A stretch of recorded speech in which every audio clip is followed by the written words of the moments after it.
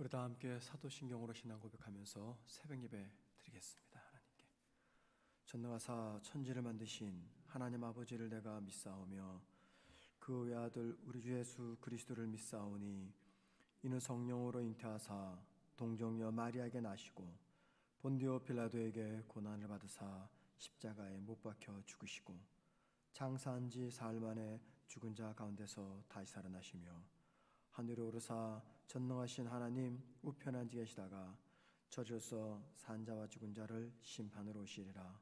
성령을 믿사오며 거룩한 공예와 성도가 서로 교통하는 것과 죄를 사하여 주시는 것과 몸이 다시 사는 것과 영원히 사는 것을 믿사옵나이다. 아멘. 찬송가 288장 찬양하십니다. 288장입니다.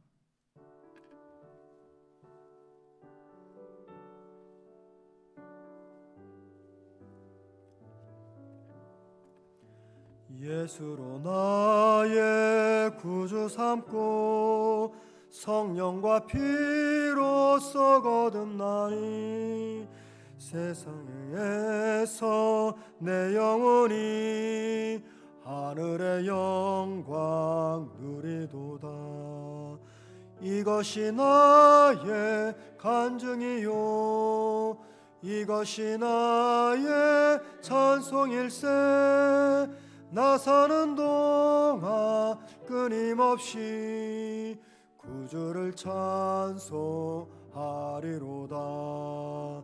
온전히 주께 맡긴 내 영 사랑의 음성을 듣는 중에 천사들 왕래하는 것과 하늘의 영광 보리로다.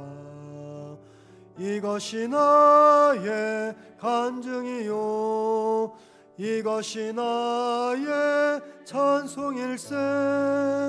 나 사는 동안 끊임없이 구주를 찬송하리로다.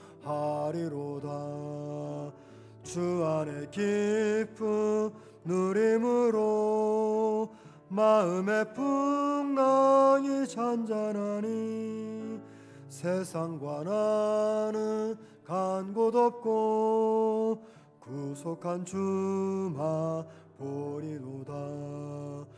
이것이 나의 간증이요 이것이 나의 찬송일세. 나 사는 동안 끊임없이 구주를 찬송하리로다. 아멘. 하나님 말씀 보겠습니다. 출애굽기 38장 1절에서 8절까지입니다. 구약 141면입니다. 제 성경책으로는.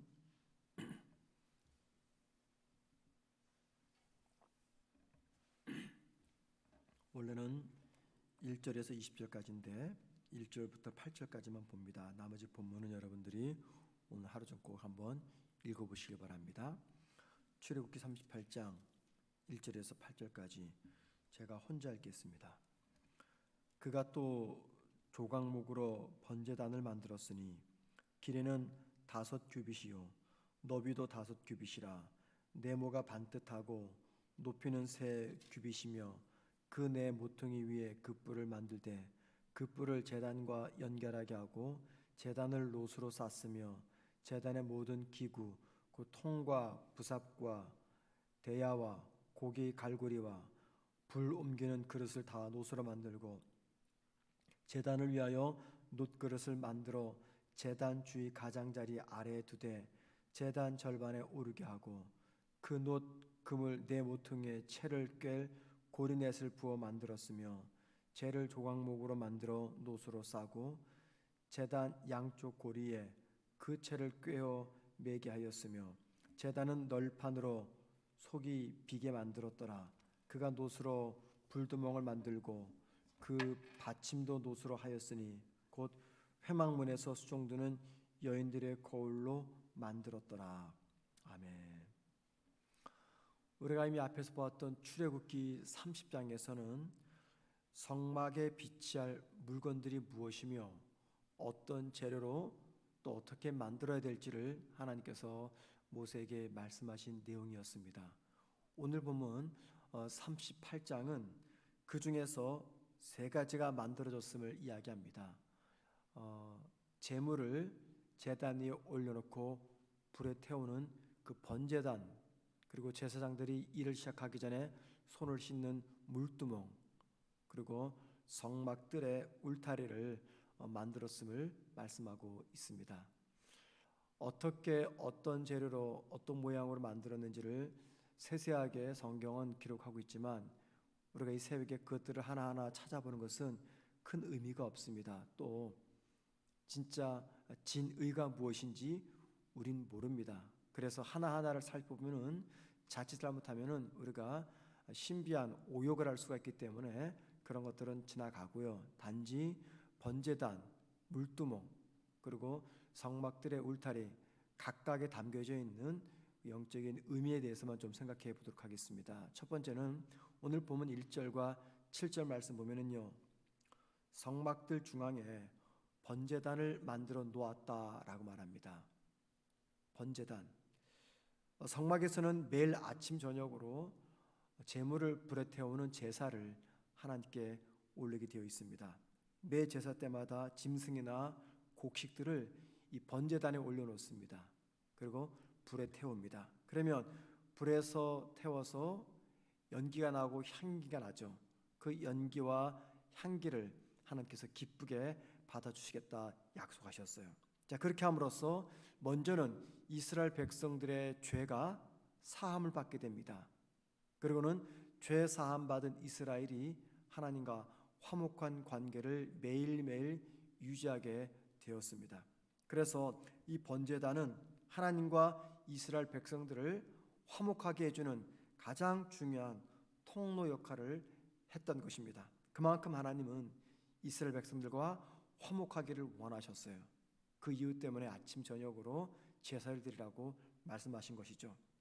여러분, 지금의 우리는 제물을 불에 태울 번제단이 필요하지 않습니다. 왜 그렇습니까? 제물의 역할을 이미 예수님께서 십자가의 죽음으로 완성을 하셨기 때문입니다. 우리 죄 문제를 해결하고 우리와 하나님의 화목한 관계를 이루기 위해서 우리 주님이 제물이 되어서 죽었기 때문이죠. 자, 그렇게 본다면 번제단에 올려놓는 제물뿐 아니라 그 번제단, 오늘 본문에 나오는 번제단 역시도 장차 오실 예수님을 상징한다고 볼 수가 있습니다. 예수 그리스도 안에서 죄 사함 받고 또 예수를 통해서 하나님과 저와 여러분은 화목하게 되었습니다. 하나님의 자녀가 된 것이죠. 그러면 그곳으로 끝나는 것인가? 끝나지 않습니다. 죄 사함 받고 하나님과 화목하게 된 저와 여러분이 해야 될 일이 하나가 있습니다. 그것은요, 우리의 삶이, 우리의 매일매일의 삶이 하나님과 화목하게 될 수 있는, 즉 화목한 관계를 유지할 수 있는 예배의 삶이 되어야 된다라는 것입니다. 예배당에서 모이는 이 공적인 예배뿐만이 아니라 우리의 매일매일의 순간과 삶이 하나님과 화목하며 하나님을 영화롭게 해드리는 예배와 같은 삶이 되어야 된다라는 것이죠. 바로 그것이 예수를 통해서 우리를 죄사함 받게 하시고 예수를 통해서 우리를 하나님과 화목하게 하신 하나님의 목적인 것입니다. 우리의 매일매일의 삶을 통해서 하나님과 화목하게 하는 삶을 살아가는 것 뿐만이 아니라 이미 먼저 화목하게 된 우리를 통해서 우리 하나님과 이 땅의 사람들이 화목하도록 도와주는 것, 이게 저와 여러분에게 주어진 삶의 목적이며 사명인 것입니다. 그래서 오늘 하루 어디서 무엇을 하든지 내가 서 있는 그곳 또는 내가 하는 그 일이 곧 하나님을 예배하는 시간임을 기억하면서 예배당에서 거룩한 자세로 공예배를 드리듯이 거룩한 마음과 자세로 하루를 살아가야 된다는 것입니다. 두 번째, 8절은요, 물두멍에 관한 이야기입니다. 하나님께서 명령하신 대로 물두멍을 만들어 놓았습니다. 제사장이 성막 안에 들어와서 일을 시작하기 전에 반드시 해야 될 일은 이 손을 씻는 것입니다. 손을 쉴 때 아무 물이나 아무 물통에 담긴 물에다가 손을 씻어서는 안 됩니다. 반드시 구별된 물두멍에 담긴 물로써 그들의 손을 씻어야 됩니다. 왜 하필 손을 씻는 것일까요? 제사장들이 물두멍에서 손을 씻는 이유는요, 이 제사장 복장을 다 입습니다. 머리부터 발끝까지 제사장의 복장을 다 입으면 노출된 부분이 딱 한 군데가 있어요. 바로 손입니다. 하나님께서 이러이러한 모양으로 제사장의 복장을 만들어서 입게 하라, 그 말은 그 부분들을 하나님께서 거룩하게 인정해 주겠다, 그 말입니다. 그런데 오직 손만이 노출되어 있습니다. 그래서 이 손은 부정합니다.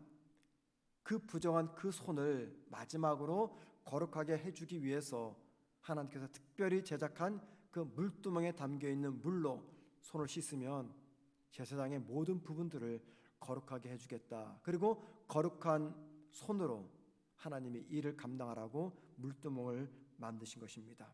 그런데 여러분, 특이한 것이 있습니다. 이 물두멍의 재료입니다.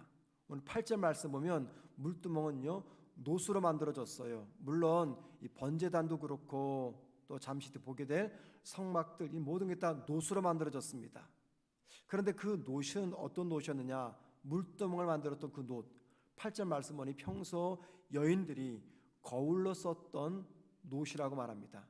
그때는 지금 같은 거울이 없었죠. 그래서 놋을 갈아서 여인들이 거울로 썼습니다.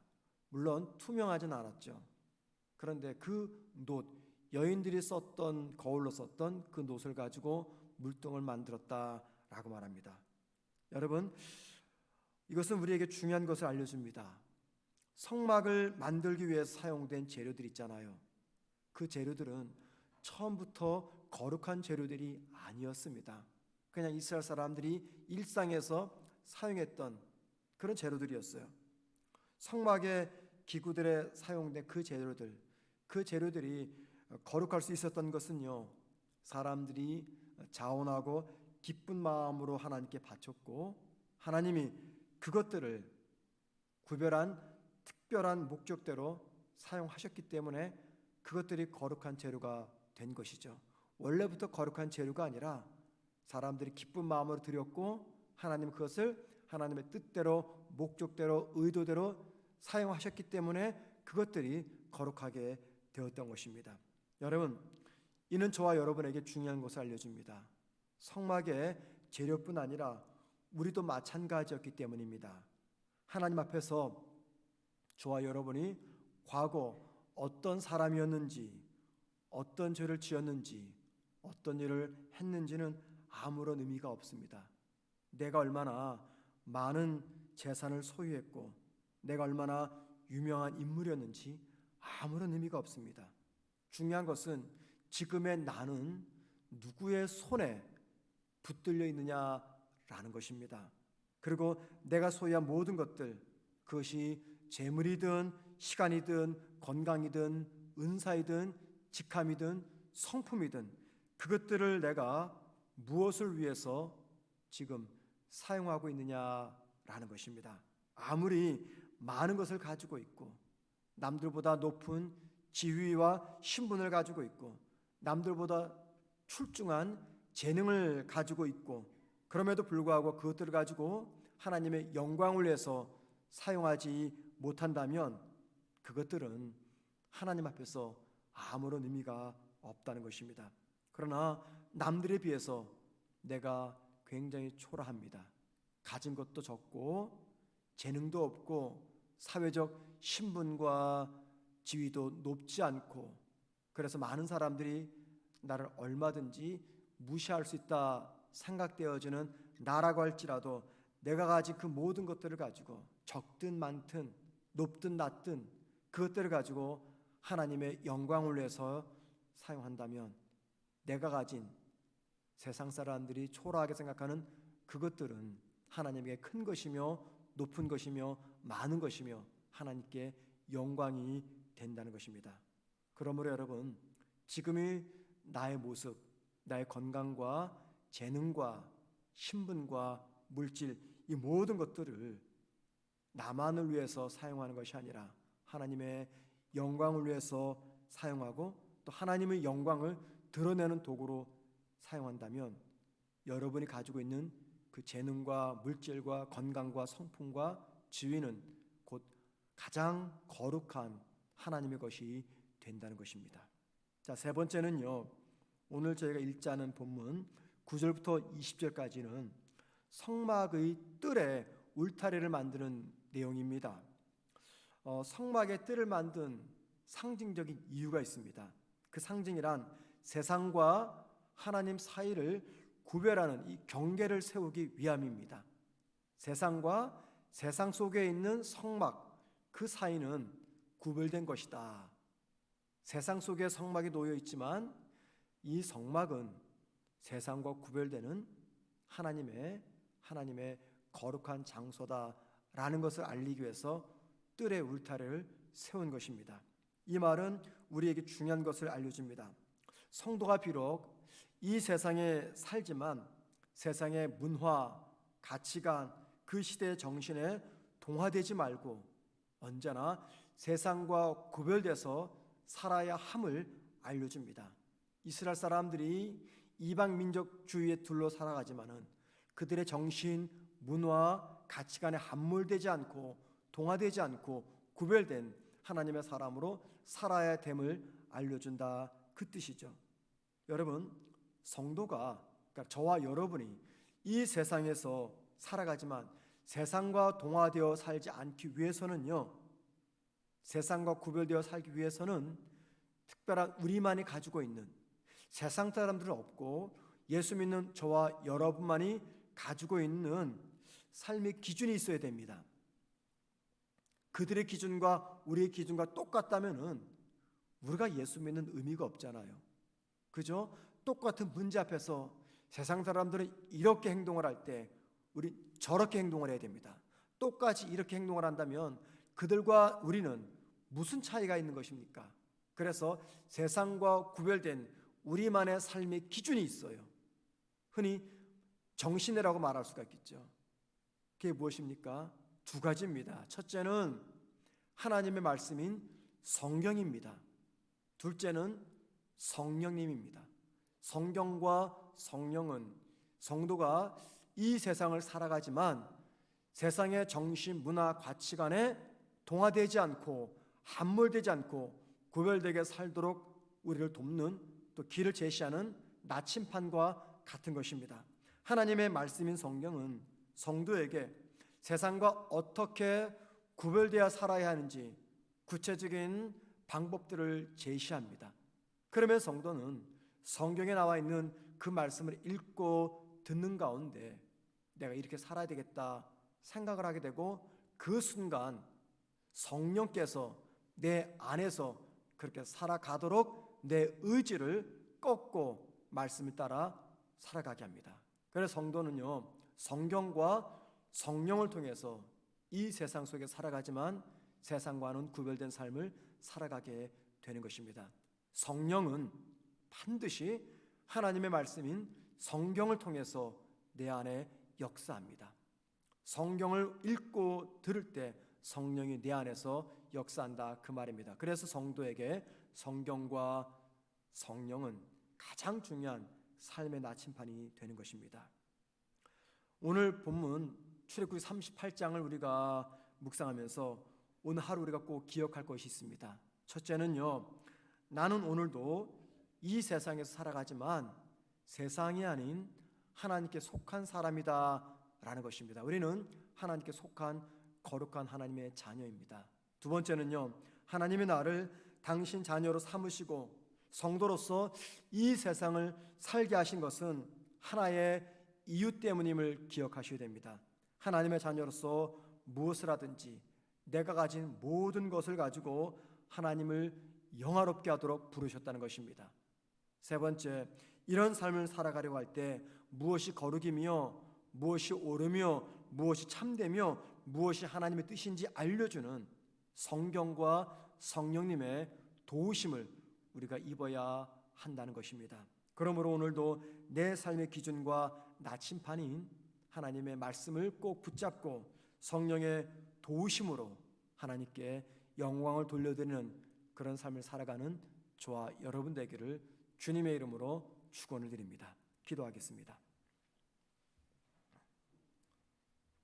하나님, 오늘 하루도 우리가 주님의 손 붙잡고 살아가기를 원합니다. 그래서 이 피곤한 몸을 가지고 이른 새벽 주 앞에 나왔습니다. 하나님, 주님 앞에 마음의 소망을 아뢰며 하나님과 함께 동행하며 살아가기를 원하는 우리 모든 성도들이 오늘 하루의 삶을 붙잡아 주옵시며 무엇을 하든지 어느 곳에 있든지 하나님을 영화롭게 해드리며 하나님께 기쁨을 드리는 우리의 삶이 되게 하옵소서. 오늘 하루도 우리가 해결해야 될 문제가 있고 풀어야 될 삶의 숙제가 있습니다. 우리 앞에 닥친 크고 작은 고난이 있고 문제가 있습니다. 이 모든 삶의 현실 가운데서 하나님, 우리 홀로 두지 마시고 하나님의 말씀인 성경을 통해서 그리고 성령님의 감동을 통해서 내가 어떻게 살 것인지 생각나게 하시고 또 그렇게 살아갈 수 있는 용기와 실천적인 능력을 허락하여 주옵소서. 오늘 하루도 우리 주님, 우리 모든 성도들을 보호하시며 코로나의 감염의 위험 속에서 또 삶의 크고 작은 무게 속에서 건강의 아픔 속에서 관계 아픔 속에서 주님의 은혜를 구하는 성도들을 하나님께서 오늘 하루 복되게 하시며 지켜 주옵소서. 예수님의 이름으로 기도드립니다. 아멘. 하늘에 계신 우리 아버지여, 이름이 거룩히 여김을 받으시오며 나라의 마옵시며 뜻이 하늘에서 이루어진 것 같이 땅에서도 이루어지리다. 오늘날 우리에게 일용할 양식을 주옵시고 우리가 우리에게 죄 지은 자를 사하여 준 것 같이 우리 죄를 사하여 주옵시고 우리를 시험에 들게 하지 마시오며 다만 악에서 구하옵소서. 대개 나라와 권세와 영광이 아버지께 영원히 싸움나이다. 아멘. 기도하시겠습니다. 기도하실 때 오늘 하루 나의 모든 삶이 하나님께 영광을 올려드리는 예배가 되게 하옵소서. 내 삶이 하나님께 예배가 될 수 있도록 기도하시고요. 오늘 하루를 살아갈 때 하나님의 말씀으로 나를 구별시켜 주옵소서. 세 번째, 온 성도가 기도로서 임직 선거를 준비하게 하옵소서. 기도하십시다. 마지막 네 번째, 고난 중에 있는 성도들이 낙심하지 않도록 하나님 도와주옵소서. 육체의 질병으로, 경제적인 어려움으로, 또 자녀들의 힘든 상황 때문에, 가정에 닥친 가족 간의 문제 때문에 고난 중에 있는 성도들이 있습니다. 낙심하지 않고 잘 이겨낼 수 있도록 은혜 달라고 함께 기도하신 다음에 자유롭게 기도하시다가 돌아가시겠습니다. 기도하겠습니다. 하나님 아버지, 오늘도 저희들에게 하루 생명을 연장해 주셨습니다. 지난밤 잠자는 동안에 우리가 한 것 아무것도 없는데 아침에 눈을 떠보니 우리의 육체가 건강하게 움직입니다. 하나님, 이것이 당연한 것이 아니라 하나님의 특별하신 은혜임을 기억하고 은혜 입은 하나님의 자녀답게 하나님을 영화롭게 하는 삶을 살아가게 하옵소서. 아버지, 내가 가진 모든 것, 나의 건강과 재능과 신분과 성품과 물질 모든 것들을 나의 유익만을 위해서, 나만을 위해서 쓰는 것이 아니라 하나님의 영광을 위해서 내가 사용하는 하나님의 백성 되게 하옵소서. 하나님, 무엇을 하든지 하나님이 우리를 통해서 영광받아 주시옵시고 그렇게 살아갈 수 있도록 성령께서 우리의 삶을 인도하여 주옵소서. 하나님, 오늘 하루를 살아갈 때 하나님의 말씀이 내 삶의 기준과 나침판이 되게 하시고 성령께서 내 마음의 말씀을 통해 감동하실 때 성령의 감동을 우리가 부정하지 않도록 도와주시고 기꺼이 순종할 수 있는 삶을 살아가게 하옵소서. 주님, 말씀으로 저희들을 구별시켜 주시옵소서. 온 성도가 기도로서 임직 선거를 준비하기를 원합니다. 어느 특정인만의 임직 선거가 아니라 온 성도가 한 마음으로 기도하며 준비하는 귀한 시간 되게 하옵소서. 주님을 위해서, 우리 교회를 위해서 귀한 일꾼을 세우는 임직 선거입니다. 두렵고 떨리는 마음으로 온 성도가 이 일에 동참하게 하시고, 기도로 준비하는 가운데 악한 사탄이 일절 틈타지 아니하도록 하나님 임직 선거를 축복하시며 보호하시며 지켜 주시옵소서. 하나님, 우리 성도들 가운데 고난 중에 있는 성도들이 있습니다. 여러 가지 아픔으로 마음이 상하고 낙심하며 절망된 성도들이 있습니다. 아버지 하나님, 무엇 때문에 고난 중에 있는지 알지 못하지만 각자의 처지와 환경에 따라 가장 좋은 하나님의 은혜를 베풀어 주시옵소서. 고난 속에서, 아픔 속에서, 시련 속에 속히 벗어날 수 있도록 주여 도와주시고, 주님, 우리는 하나님의 뜻이 무엇인지 알지 못합니다. 주님, 미련하고 우둔한 내 뜻을 내려놓고 하나님의 뜻을 따라가며 그 뜻 앞에서 겸손히 순종할 수 있는 우리 모든 성도들 되게 하옵소서. 육체의 질병으로 고생하는 성도들에게는 회복의 은혜를 베풀어 주시고, 경제적인 어려움 때문에 아파하는 성도들에게는 너무 큰 아픔이 찾아오지 아니하도록 속히 경제적인 문제가 해결될 수 있도록 도와주십시오. 사업과 자녀들의 문제와 가족의 문제 때문에 고생하는 성도들에게는 하나님 속히 그 풍랑을 벗어날 수 있도록 은혜를 허락하여 주시옵소서. 오늘 하루도 우리 주님과 동행하며 하나님을 의지하며 살아가며 낙심하지 아니하고 절망하지 아니하고 포기하지 아니하고 견디며 버티며 이길 수 있는 은혜를 허락하여 주옵소서. 주님, 오늘도 믿음으로 살아가는 주의 백성들을 성령께서 붙들어 주시옵소서.